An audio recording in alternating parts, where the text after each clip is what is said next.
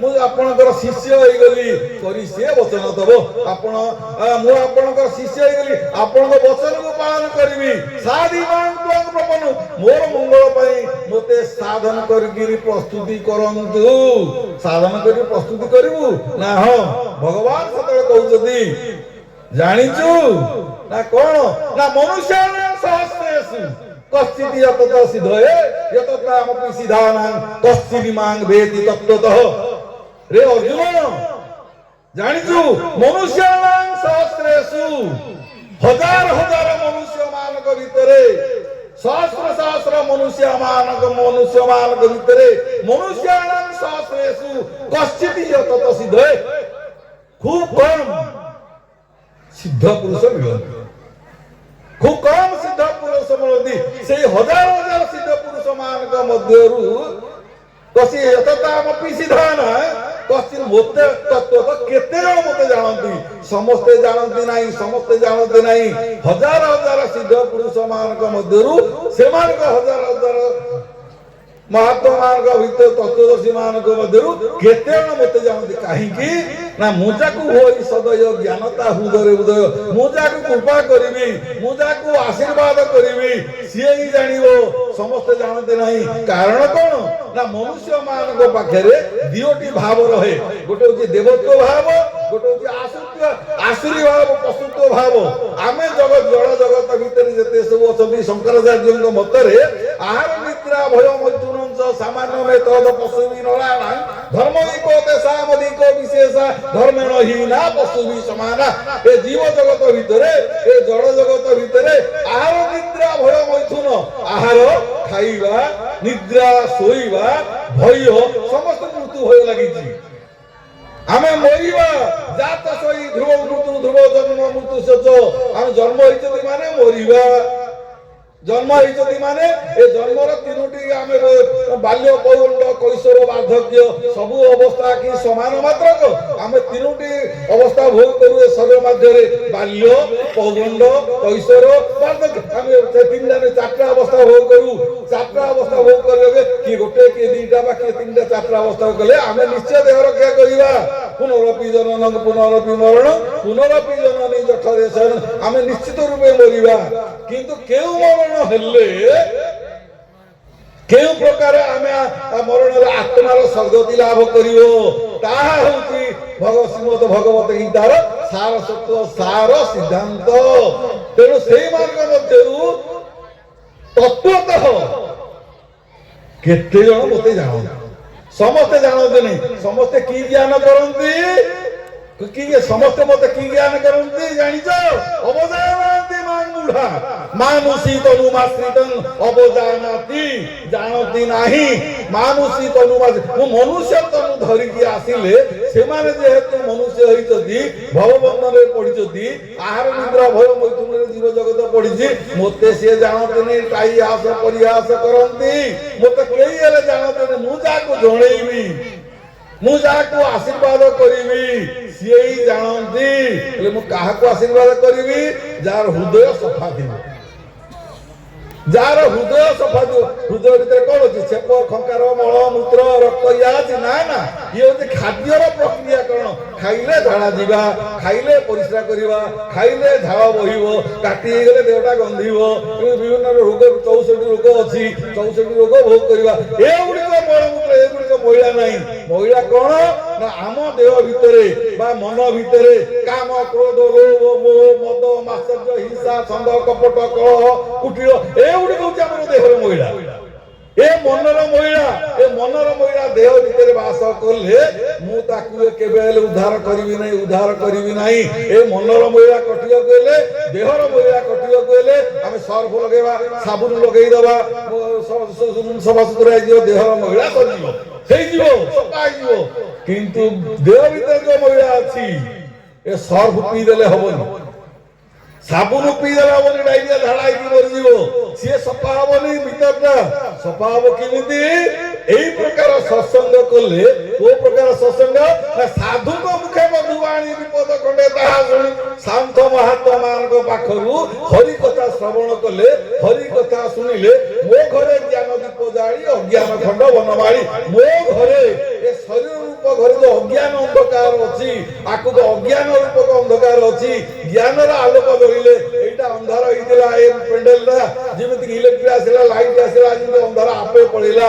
ଏ ଶରୀର ରୂପକ ଘରେ ଯେତେବେଳେ ଅଜ୍ଞାନ ରୂପକ ଅନ୍ଧକାର, କାମ କ୍ରୋଧ ଲୋଭ ମୋହ ମଦ ମାତ୍ସର୍ଯ୍ୟ ରୂପକ ଅନ୍ଧକାର ଅଛି, ଏଗୁଡିକ ଦୂର ହେଇଯିବ କେତେବେଳେ?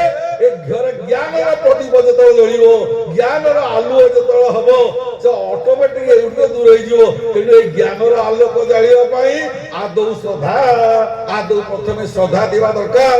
ଶ୍ରଦ୍ଧାବାନ ଲଭତେ ଜ୍ଞାନମ୍, ଶ୍ରଦ୍ଧାବାନ ବ୍ୟକ୍ତି ଏ ଜ୍ଞାନର ଅଧିକାରୀ, ଭକ୍ତିର ଅଧିକାରୀ ଏବଂ ସେବାର ମଧ୍ୟ ଅଧିକାରୀ। ତେଣୁ ଶ୍ରଦ୍ଧାବାନ ଲଭତେ ଜ୍ଞାନମ୍, ଶ୍ରଦ୍ଧାବାନ ବ୍ୟକ୍ତି। ତେଣୁ ଶ୍ରଦ୍ଧାଭାବ ଶ୍ରଦ୍ଧାଭାବ ଶ୍ରଦ୍ଧାଭାବ ସାର, ଶ୍ରଦ୍ଧାଭାବ ବିନା ଯେତେ ସବୁ ଦରକାର। যে শ্রদ্ধা নাহি, শ্রদ্ধা নথাই না অন্তর্গত তাহা মু ছুঁইবি কেমতে। তেণু শ্রদ্ধাভাব প্রভু নিয়ন্তি, শ্রদ্ধা নিয়ন্তি, ভক্তি নিয়ন্তি, ভাব নিয়ন্তি। দ্রব্যটা হচ্ছে তমর আমার চলনি ভিতরে ই হচ্ছে মাধ্যম। তেণু বারম্বার বারম্বার সৎসঙ্গ করলে, সৎসঙ্গত্বে নিঃসঙ্গত্বম, নিঃসঙ্গত্বে নির্মোহত্বম, নির্মোহত্বে নিশ্চলতত্বম, নিশ্চলতত্বে জীবন মুক্তি। সৎসঙ্গত্বে নিঃসঙ্গত্বম বারম্বার বারম্বার আমি 11 ବର୍ଷ ଆଜିକି ଶୁଣିଛୁ। এই ସତ୍ସଙ୍ଗ ସାଧୁ ମୁଖରୁ, ହରି ଭକ୍ତମାନଙ୍କ ମୁଖରୁ ଏବଂ ଠାକୁରଙ୍କ ଶ୍ରୀମୁଖ ବାଣୀ ଭଜନ କୀର୍ତ୍ତନ ଆଜି 11 ବର୍ଷ ଶୁଣୁଛୁ। ଏ 12 ବର୍ଷ ଏବେ ପୂର୍ଣ୍ଣ କରିବାକୁ ଯାଉଛୁ।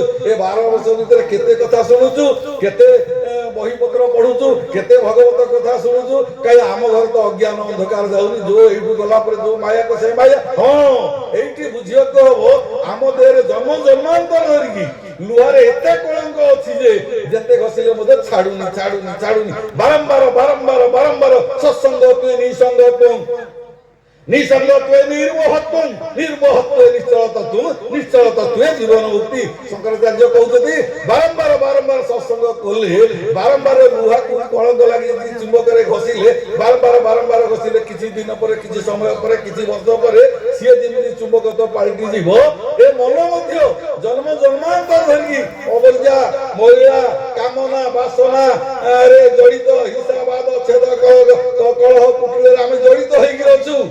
ବାରମ୍ବାର ବାରମ୍ବାର ବାରମ୍ବାର ସତ୍ସଙ୍ଗ କଲେ ମହାଜନ ଜ୍ୟୋତିଷ ବନ୍ଧା ମହତ ଲୋକଙ୍କର ଯେତେବେଳେ ସମ୍ପର୍କରେ ଆସିବା, ଯେମିତି ଯଶୋରଥଙ୍କର ମଣିଷ ମାରି ଦଉଛି, କିନ୍ତୁ ମହାତ ପୁରୁଷ ନାରଦଙ୍କର ସମ୍ପର୍କ ଆସିଲା ସେ ବାଲ୍ମୀକି ହେଇଗଲା। କିନ୍ତୁ ବାରମ୍ବାର ବାରମ୍ବାର ଆମେ ମହତ ପୁରୁଷ ସମ୍ପର୍କରେ ଯେତେବେଳେ ଆସିବା, ବାରମ୍ବାର ବାରମ୍ବାର ଆସିଲେ ସତ୍ସଙ୍ଗତ୍ୱେ ନିଃସଙ୍ଗତ୍ୱଂ, ବାରମ୍ବାର ସତ୍ସଙ୍ଗରେ ଆସିଲେ ମନ ନିଃସଙ୍ଗ ହେଇଯିବ। ନିଃସଙ୍ଗତ୍ୱେ ନିର୍ମୋହତ୍ୱଂ, ମୋହ କଟିଯିବ। ନିର୍ମୋହତ୍ୱେ ନିଶ୍ଚଳତତ୍ୱଂ, ନିଶ୍ଚଳତତ୍ୱେ ହେଲେ ଏ ଆଉ ଜୀବନରେ ଆଉ ସତ୍ସଙ୍ଗ କରିବାକୁ ପଡିବ ନାହିଁ। ଜୀବନରେ ଶାସ୍ତ୍ର ଗୀତା ଭାଗବତ ପଢିବାକୁ ଗଲେନି। ତେଣୁ ଗୁରୁ କହିଲେ ତାହା ଜାଣି ରହିଲେ ଭ୍ରମୁତାଇ ପ୍ରାଣୀ। ଗୁରୁ ଯୋଉଟା ଦେଇଛନ୍ତି ତାକୁ ମନ ମଧ୍ୟରେ ଯେତେବେଳେ ଅନ୍ତରସ୍ଥ ହେଇଯିବ, ମୁଖସ୍ଥ ହେଇଯାଇଛି ଆମର, ଆମେ କହିଦଉଛୁ ଶାସ୍ତ୍ର ଜ୍ଞାନ ପଢିଦେଇଛୁ, ମୁଖସ୍ଥ ହେଇଯାଇଛି ଆମର, ଆମେ କହିଦଉଛୁ ଦୋଷୀ ଦେଇଛୁ, ଆମେ କହିଦଉଛୁ। ମୁଖସ୍ଥରୁ ହେଲେ କିଛି ଲାଭ ହବନି। ତାକୁ ଯଦି ଅନ୍ତରସ୍ଥ କରିବା, ଅନ୍ତର ଭିତରକୁ ଯିବା, ଭାତ ଖାଇଲି, ଡାଲି ଖାଇଲି, ତରକାରୀ ଖାଇଲି, କ୍ଷୀରି ଖାଇଲି, ଖେଚୁଡ଼ି ଖାଇଲି, ପେଟ ପୁରି ଯାଉଛି, ପେଟ ପୁରୁନି। ତାକୁ ଯେତେବେଳେ ଖାଇବା, ହରିନାମେ କିରସ ଅଛି ନା ପାନ କଲା ଲୋକ ସିନା ଜାଣି, ଆମେ ତାକୁ ଯେତେବେଳେ ଅନ୍ତରସ୍ଥ କରିବା, ମୁଖସ୍ଥଟାକୁ ଅନ୍ତରସ୍ଥ କରି ଖାଇଲେ ପେଟ ପୁରିବ। ତେଣୁ ଆଚରଣ କରିବା, ତାକୁ ଆଚରଣ କଲେ ଉଚ୍ଚାରଣ କରିବା ଦରକାର ନାହିଁ। ଆମ ମାନଙ୍କର ଆମେ ଉଚ୍ଚାରଣ କରିକିରି ଆସିଲେ ଆଜି 12 ବର୍ଷ ପୂର୍ତ୍ତି ହଉଛି। ଏ 12 ବର୍ଷ ଭିତରେ ଆମେ ଗୋଟେ ସତ୍ୟ ପାଠ କରି ଯିବା।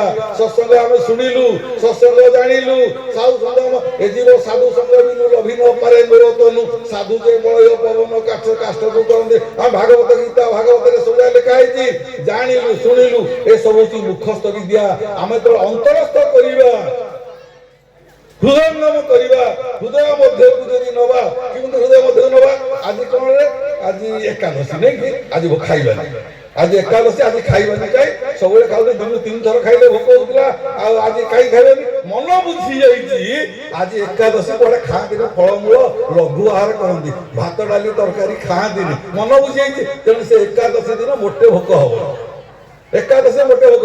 ଯୋଉଟେ ପିଲା ବାପା ଗାଳି କଲା କି ମା ଗାଳି କଲା, ପୁଅ ଝିଅ ମାନେ ରାଗନ୍ତି, ଯେତେ ଖୋଇଲେ ବୋଧେ ଖାଆନ୍ତିନି। କାହିଁ ଖାଆନ୍ତିନି ନା, ସେ ରାଗରୁ ପୁଳେ ଖାଇଦେଇଛି।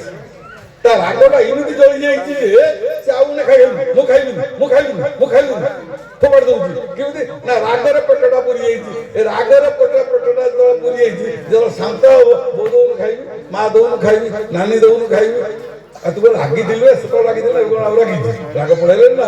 ସେମିତି ଯେମିତି ସେଇଟା ହେଇଯାଏ, ସେମିତି ଆମେ ଆମର ଯୋଉ ଅନ୍ତର ଭିତରେ ଯାହା ସବୁ କୁଚିତ କଦାକାର ବିଦ୍ୟା ସବୁ ଅଛି, ଅବଜ୍ଞା ମହିଳା ଗୁଡ଼ିକ ସବୁ ଅଛି, ବାରମ୍ବାର ସତ୍ସଙ୍ଗ ଶୁଣିଲେ, ସତ୍ସଙ୍ଗ ଗ୍ରହଣ କଲେ, ଦିଅ ଦର୍ଶନ କାଠ କି ପାଷାଣ, ଗଙ୍ଗା ଦର୍ଶନ ପାଣି, ସନ୍ଥ ଦର୍ଶନ ମୁଖତି ପସରା, ମୁଖକୁ ମୁଖ ବଖାଣି। କଳି ଯୁଗେ ନରହରି ବୈଷ୍ଣବ ରୂପରେ ପାପୀକି ଉଦ୍ଧାର କରନ୍ତି ପଶିଗଲେ। ପ୍ରଭୁ ବୈଷ୍ଣବ ରୂପରେ ଆସିଛନ୍ତି କଳି ଯୁଗରେ। ଶ୍ରୀ ଚୈତନ୍ୟ ମହାପ୍ରଭୁ ବୈଷ୍ଣବ ରୂପରେ ଆସିଥିଲେ। ପ୍ରଭୁ କଣ 31ତମ ଅବତାର ରୂପରେ ବୈଷ୍ଣବ ରୂପରେ ଆସିଛନ୍ତି, ସାଧୁ ରୂପରେ ଆସିଛନ୍ତି, ପତିତ ଜନମାନଙ୍କୁ ଉଦ୍ଧାର କରିବା ପାଇଁ, ଧର୍ମକୁ ସ୍ଥାପନ କରିବା ପାଇଁ, ଲୀଳା ସଙ୍ଗୀ ଭିତରେ ଲୀଳା ଖେଳା କରିବା ପାଇଁ ପ୍ରଭୁ ଗୋଲକ ବିହାରୀ ନିଜେ ଆସିଛନ୍ତି। ନିଜେ ଲୀଳା ଖେଳା କରି କଣ କହିଲେ, ଗୁରୁ ରୂପେ ଜ୍ଞାନ ଦେଲେ ଆପଣ କେନେ ଜାଣନ୍ତେ ତୁମକୁ। ଗୁରୁ ରୂପରେ ପ୍ରଭୁ ଆସିଲେ। ଗୁରୁ ରୂପେ କଣ କହିଲେ, ଗୁରୁ ରୂପେ ଜ୍ଞାନ ନଦେଲେ ଆପଣ କାହାକୁ ଜାଣିବେ, ତାଙ୍କୁ ହିଁ ଜାଣିବେ, ଆଉ କିଛି ଜାଣିବନି। ତମ ଘରେ ଡାଲି ଅଛି, ତେଲ ଅଛି, ଲୁଣ ଅଛି, ମୁଁ ସେ କଥା ବୁଝିବାକୁ ଆସିନି। ଗୁରୁ ରୂପରେ ମୁଁ ଆସିଛି, ମୋତେ ଜାଣ, ହୁଅ ତୁ ଭକତ ମୋହର, ମୋତେ ତୁ ନମସ୍କାର କର, ତେବେ ମୁଁ ତୋତେ ହେବି ସାହା। ହସି କହନ୍ତି ତୁ ମୋର ଭକ୍ତ ହୁଅ, ମୁଁ ତୋର ଗୁରୁ ହେବି। ପ୍ରତି ଯୁଗେ ପ୍ରତି ଜନ୍ମେ ତୁମେ ଗୁରୁ, ମୁଁ ହିଁ ତୁମ ଶିଷ୍ୟ। ଅନାଦି କାଳରୁ ଜନ୍ମ ଜନ୍ମାନ୍ତର ସମ୍ପର୍କ ଆଜି ସେ ଉନ୍ମୋଚନ ହେଇଯାଇଛି। ନଷ୍ଟ ମୋହ, ମୋର ମୋହ ନଷ୍ଟ ହେଇଗଲା। ଆପଣ ଯାହା କହିବେ, ମନ୍ତ୍ର ମୂଳ ଗୁରୁ ବାକ୍ୟ, ପୂଜା ମୂଳ ଗୁରୁ ମୂର୍ତ୍ତି, ଧ୍ୟାନ ମୂଳ ଗୁରୁ ପାଦ, ମୁଖ୍ୟ ମୂଳ ଗୁରୁ କୃପା। ଗୁରୁ କେତେବେଳେ ମୁଖ୍ୟ ଦାୟିତ୍ୱ ନେବେ ନା, ଯେତେବେଳେ ମୁଁ ତାଙ୍କୁ ଗୁରୁ ରୂପେ ଆତ୍ମସମର୍ପଣ କରିବି। ଭଗବାନ ଶ୍ରୀକୃଷ୍ଣଙ୍କ ପାଦ ତଳେ ଯେତେବେଳେ କି ଶିଷ୍ୟ ରୂପରେ ଶରଣାଗତ ଭାବ ଆତ୍ମସମର୍ପଣ କଲେ, ସେତେବେଳେ ସମୟରେ ଇଏ ସମସ୍ତ ଦାୟିତ୍ୱ ନେଲେ।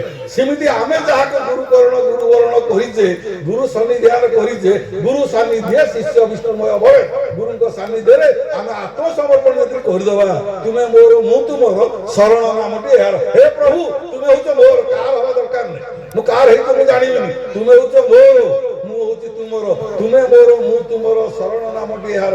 ଏଇ ଜ୍ଞାନ ଯେତେବେଳେ ଆମ ଭିତରେ ଆସିବ, ଏଇ ଦୃଢ଼ତା ଆସିବ, ଏଇ ବିଶ୍ୱାସ ଆସିବ, ଏଇ ଶ୍ରଦ୍ଧାଭାବ ଆସିବ, ତାହେଲେ କହିବେ ଆହେ ଦୀନ ବାନ୍ଧବ, ଆପଣାର କରି ମୋତେ ନିଅ।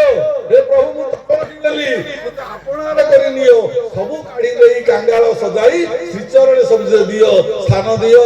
ସବୁ କାର୍ଯ୍ୟରେ କଣ ନଙ୍ଗଳା ପତଳା କରି ନେଇଯିବେ ନା କଣ? ଏ ଲୁଗାପଟା ସବୁ ଖୋଲିଦେବା, ନଙ୍ଗଳା ହେଇଯିବ, ମୋତେ ନେଇଯାଉ ବୋଲି କହିବା ନା। ଆମ ଦେହ ଭିତରେ ସବୁ କାଢି ଦେଇ କାଙ୍ଗାଳ ସଜାଇ, ଦେହ ଭିତରେ ଯୋଉ ଅବଜ୍ଞା ଅଛି, ମହିଳା ଗୁଡ଼ିକ ଅଛି, ଏଗୁଡା ସବୁ କାଢି ନିଅ, କାଢି ନିଅ, କାଢି ନିଅ, ଆଉ ତମ ଚରଣରେ ସ୍ଥାନ ଦିଅ। ଗୁରୁପାଦ ପଦ୍ମ ନୌକା, କର୍ଣ୍ଣଧାର ସିନା ଶ୍ରୀ ଗୁରୁ ଏକା। ହେ ପ୍ରଭୁ, ତୁମେ ମୋର ଜନ୍ମ ଜନ୍ମାନ୍ତର ସମ୍ପର୍କ। ଏଇ ଶରଣାଗତ ଭାବ ଯେତେବେଳେ ଆମ ମନରେ ମୁଖସ୍ଥ ନ ହେଇକିରି ଅନ୍ତରସ୍ଥ ଯେତେବେଳେ ଜାଗ୍ରତ ହବ, ଅନ୍ତର ଭାବ ଯେତେବେଳେ ଜାଗ୍ରତ ହବ, ପ୍ରଭୁ ସେତେବେଳେ ଆପଣାର କରି ନେବେ, ଆପଣାର କରି ନେବେ, ଆପଣାର, ଏହା ନିଶ୍ଚିତ ପ୍ରଭୁ ଆପଣାର କରି ନେବେ। ଏହା କହି ଅଭିରାମ ଭାଇ ଅନୁଭବ ମୁଁ ସତ୍ୟ କହି, ଅନୁଭବ ବିନା ଫଳ ଯେତେ, ଫଳ ନ ଫଳେ କଦାଚିତେ, ଅନୁଭବକୁ ସତ୍ୟ କହି ମୁଁ ଯୋଉ କଥା କହୁଛି, ଏ ଗୀତା ଭାଗବତ ଉପନିଷଦ ବ୍ରହ୍ମସୂତ୍ର କଥା କହୁନି।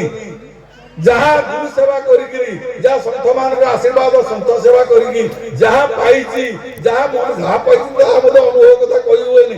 ଯାହା ମନେ ପଡିଲା, ଯାହା ସିଏ ମନେ ପକେଇଛନ୍ତି, ସେଥିରୁ ପଦେ ପଦେ କଥା କହିଲି। ଆଶା କରେ ଆଜି ତ 11 ବର୍ଷ ହେଲା କହି ଆସୁଛି, ଆଗରୁ ତ କହି ଆସୁଥିଲି, ଆଜିକି 12 ବର୍ଷ ପୂର୍ତ୍ତି ଅବସରରେ ଆମେ ଗୋଟେ ଜିନିଷ ଏଇଠୁ ସତ୍ୟ ପାଠ କରି ନେବା, କିଛି ଗୋଟେ ଶିଖିବା, ସାଧୁଙ୍କ ପାଖରୁ କିଛି ଗୋଟେ ଶିଖିବା, ଜାଣିବା। ଏପଟେ କାନ ଶୁଣି ସେପଟେ ପଳେଇଲେ ହବନି। ଆମେ 50 ପଦ କଥା 25 ମୂର୍ତ୍ତି ସନ୍ଥ କହୁଛନ୍ତି, ତାଙ୍କ ପାଖରୁ ପଦେ କଥା ଯଦି ଆମେ ଜୀବନରେ ଗ୍ରହଣ କରିବା, ତାହେଲେ ଆମ ଲକ୍ଷ୍ୟ ପୂର୍ଣ୍ଣ ହେଇଯିବ। ଆମ ଲକ୍ଷ୍ୟ ପୂର୍ଣ୍ଣ ହେଇଯିବ। ମରିବା ପୂର୍ବରୁ ଥରେ ଯେଉଁ ପରି କହିବ କୃଷ୍ଣ ହେ ମୋତେ ଉଦର। ହେ ପ୍ରଭୁ, ତୁମେ ମୋର, ଆଉ କିଛି ଦରକାର, ତୁମେ ମୋର, ମୋର ତୁମେ, ତୁମେ କାହାର ହଉଛ ମୁଁ ବୁଝିବି ନାହିଁ, ତୁମେ ମୋର। ଏଇ ଭାବକୁ ଶ୍ରଦ୍ଧାକୁ ଯଦି ରଖିବ, ତାକୁ ଯଦି ଅନ୍ତରସ୍ଥରେ ଜାଗା ଦବ, ପ୍ରଭୁ ନିଶ୍ଚୟ ତୁମର ହବ। ଏବଂ ପ୍ରଭୁ ନିଶ୍ଚିତ ସିଂହ ଭଳିଆ ବିପଦ ଆସିଲେ ଶୃଗାଳ ଭଳିଆ ପଳେଇବା ସଙ୍ଗେ ସଙ୍ଗେ ତମର ଜ୍ଞାନର ପ୍ରଦୀପ ଜଳିବ।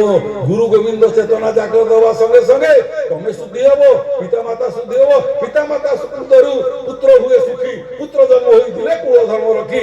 ଉତ୍ତମ ସନ୍ତାନ, ପିତାମାତା ଉତ୍ତମ ସନ୍ତାନ ହେଇଥିବା ଯୋଗୁଁ ଆଜି ଏଇଠି ବସିଛ। ସନ୍ଥ ମହାତ୍ମା ମାନେ କିଛି ପଦେ କଥା କହିବେ, କିଛି ହରି କଥା ଶୁଣିବା, କିଛି ଜାଣିବା, କିଛି ଦର୍ଶନ କରିବା ବୋଲି ଆସିଛ। ପିତାମାତା ଯାହାର ପୂର୍ବ ଭାଗ୍ୟ ଦିଶେ ତା ପୁତ୍ର ସାଧୁ ସଙ୍ଗେ ବସେ। ସାଧୁ ହବ ତ ଦୂର କଥା ଛାଡ଼ି ଦିଅ, ସାଧୁ ସଙ୍ଗ ଲାଭ କରିବା, ସତ୍ସଙ୍ଗ ଲାଭ କରିବା, ଭଗବତ କଥା ଶୁଣିବା, ଶୁଣେଇବା, ଏଇଟା ସହଜ ଲଭ୍ୟ ଜିନିଷ ନୁହେଁ। ଏଇଟା ସହଜ ମିଳେ ନାହିଁ। ପିତୃମାତୃ କୃପା, ଆଚାର୍ଯ୍ୟ କୃପା, ଜନ୍ମ ଜନ୍ମାନ୍ତର ଜନ୍ମଗତ ସଂସ୍କାର ଏ ସବୁଯାକ ଥିଲେ ଏ ଜନ୍ମରେ ଏ ସତ୍ସଙ୍ଗ ମିଳେ। এই জন্মରେ এই ସତ୍ସଙ୍ଗ ମିଳେ, ସହଜ ମିଳେନି। এই ସତ୍ସଙ୍ଗ ଲାଭ କରିବା ପାଇଁ ଯୋଉମାନେ ଅଦେଇ ଆତ୍ମାମାନେ ବାୟୁମଣ୍ଡଳରେ ଅଛନ୍ତି ସେମାନେ କହୁଛନ୍ତି ଆମେ କିନ୍ତୁ ତରୁଣ ଧରନ୍ତୁ, ନର ଦେହ ଧାରଣ କଲେ ଆମେ ଏମିତି ଭଗବତ କଥା। କାହିଁକି ନା ଏ ଦେହ ଗଲେ ଆଉ ଦେହ ନାହିଁ ଉପରେ, ଶୂନ୍ୟମଣ୍ଡଳ ଦେହ ଅଛି କି ଦେହ ନାହିଁ। ତେଣୁ ସିଏ ଚିନ୍ତା କରୁଛନ୍ତି ଦେହ ଧାରଣ କଲେ ମର୍ତ୍ତ୍ୟମଣ୍ଡଳକୁ ଆସିଲେ ଆମେ ଭଗବତ କଥା କିଛି ଶୁଣିବୁ, କିଛି ଶୁଣେଇବୁ, ଦର୍ଶନ କରିବୁ, ଭଗବାନଙ୍କ ସାକ୍ଷାତ ଦର୍ଶନ କରିବୁ, ସ୍ୱରୂପ ଦର୍ଶନ କରିବୁ ଏବଂ ତା ସଙ୍ଗେ ଆତ୍ମଶାନ୍ତି ପାଇବୁ।